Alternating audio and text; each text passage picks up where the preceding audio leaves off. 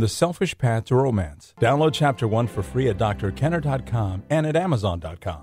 Rachel, you're dealing with an abusive situation? Yes, ma'am. Yeah, what's going on? Well, me and my husband separated 6 months ago, and the first couple months we'd still talk, we'd even sleep together, and the past month we live in separate houses. He's been being very, very, very mean, sending me emails, just basically calling me all kinds of names and talking about my looks. Yeah. Always saying things like, "Oh, you're a sociopath, you're bipolar," and because I have a pretty bad temper, and I'm a really emotional person, and I've been to 2 therapists and to my family doctor, and because for a little while there I thought that something maybe was wrong with me. Yeah. I have all of these tests done and evaluations, and nothing's wrong. And nothing's wrong.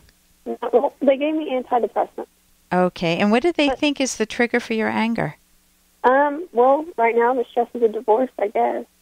And so you weren't an angry person your whole life? No, ma'am. Okay, so it's just during this period. And you're... Well, it started getting bad after, my kids were born. Things got really tough. Oh, say that again. I didn't catch that. Well, things started getting tough after our kids were born. And how old are they now? 2 and 1. Oh, our so son was 2 months old whenever we got pregnant with our daughter. Yeah. So you had them real close together. Mm-hmm.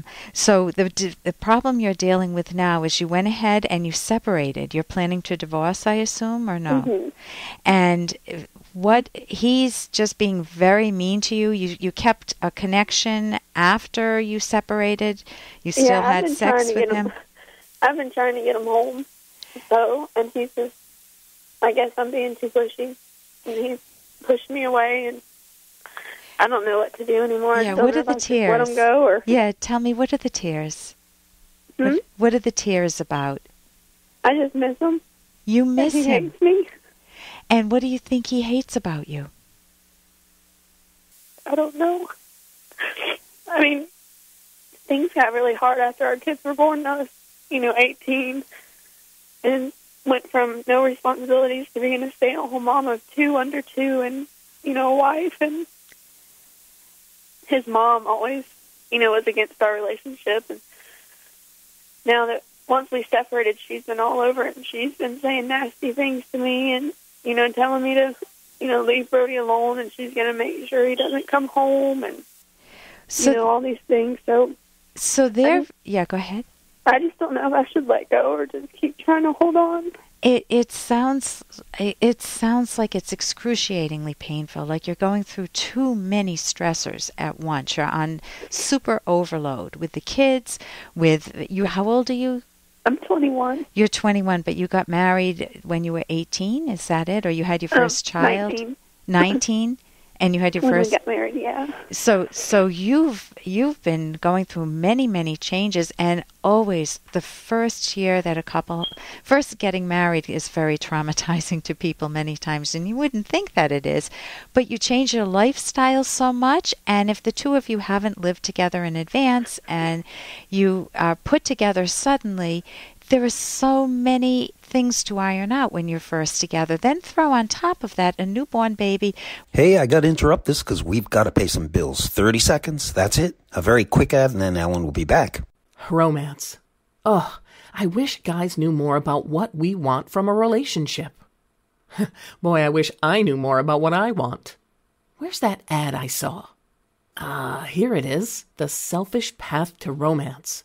A serious romance guidebook. Download Chapter 1 for free at selfishromance.com and buy it at amazon.com. The Selfish Path to Romance. That is interesting. Then throw on top of that a newborn baby, which is care. You have to care for that baby. How many hours a day? 24. 24 hours a day, round the clock with no vacations. And it is very, very stressful. And then you got pregnant within that first year with your second child. And so is there any way you can get some personal, you said that you went to, I'm assuming a psychiatrist who gave you some medication, or your medical doctor. Have you had any talk therapy? No, ma'am.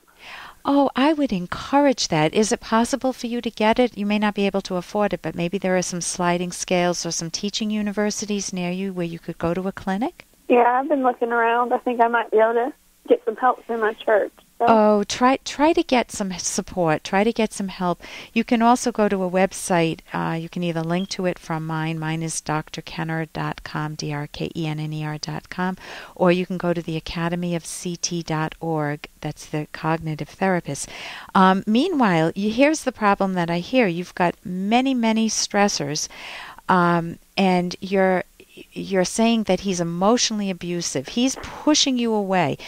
There's actually a pattern that is called the distancer-pursuer pattern. Are you the distancer or are you the pursuer? Me? You're pursuing him, aren't you? Yeah. You're reaching out, trying to get him back, and he's pushing away.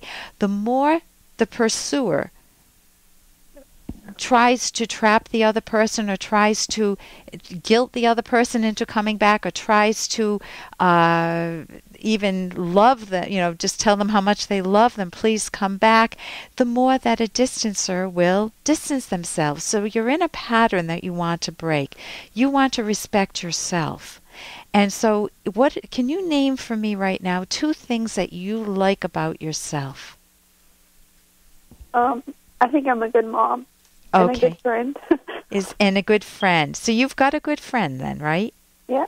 Can you lean on that friend a little bit during this time? Oh, yeah. Oh, you are doing that already.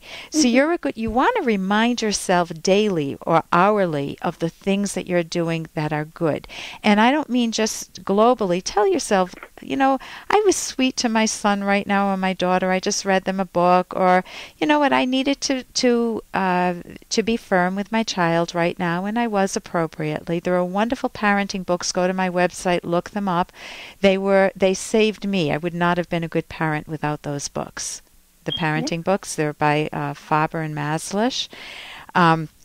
So you want to remind yourself what's good about you. Then when he attacks you, realize that he's more reflecting himself than you, because he doesn't have good communication skills. He can't tell you what's really on your mind, and instead he's attacking your character, your looks, or you said a lot of put-downs, calling you a sociopath. So just know that. Because I'm assuming none of those labels apply, otherwise you wouldn't be calling me. Right? So you can even write down the labels he calls you and rip them up in front of your friend, or have a fun time ripping them up. Just don't let those labels stick. If you want more information on whether or not he's emotionally abusive, I think that was your initial question, there is an older book, Men Who Hate Women and the Women Who Love Them. And it's by Susan Forward, and that may help you also, because she gives a list of questions of, is he devaluing you, is he threatening you, is he yelling at you, and you can look at those. But it sounds like he's distancing you right now, so I wish you a lot of success. I would get some therapy for yourself. Okay.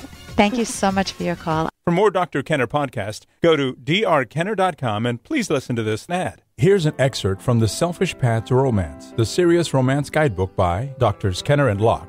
One method for resolving conflict with your romantic partner is to take a brief break from each other. For example, one might go for a walk while the other listens to music.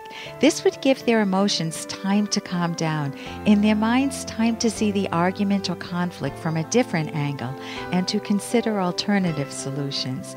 You should decide in advance how you want to use this method.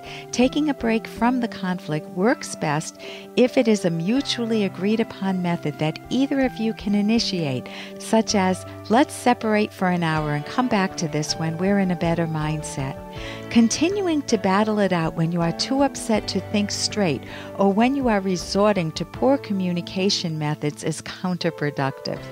You can download Chapter 1 for free by going to drkenner.com and buy it at amazon.com.